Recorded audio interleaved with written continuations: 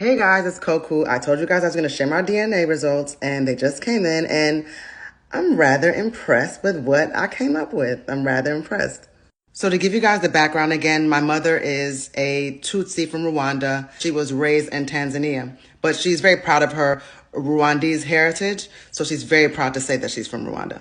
Her mother actually has roots in Uganda, so I would expect those results to come back as well, if this is an accurate test, you know. The Tutsis, as you may know, can be very casually, very tall people. It's just kind of cool that I'm considered short, you know, in some instances, as somebody that's 5'10", that sometimes I've gotten 6 feet sometimes. But anyway, I'm not a short person. But around people that can be 7'2", you know, and it's not a big deal, I ain't that tall. And my father's people, they are from Tanzania, and they are actually the inventors of the steel making process. They're the Haya people. Actually, I do believe that the Haya people, because they get talked about a lot less, I think it would be fair to do an entire video on my father's lineage. But right now, let's just get to my results, and I wonder what you guys think about what I'm about to tell y'all. So let's talk about something really quick before we get into the results. There is a difference between race and ethnicity.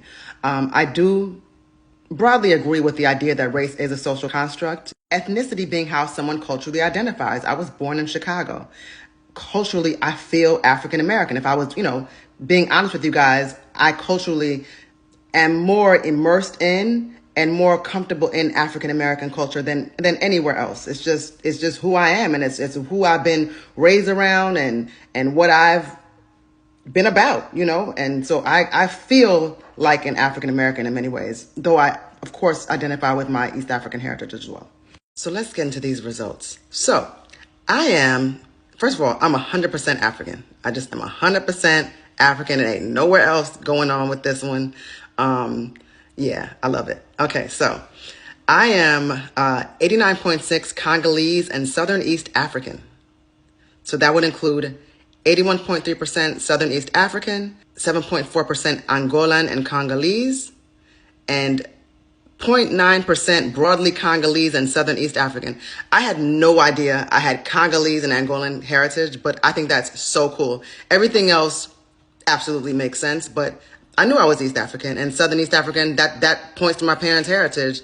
It's not the Horn, so it's the Southern East Africa. So 81.3%, 89.6% absolutely tracks in that way.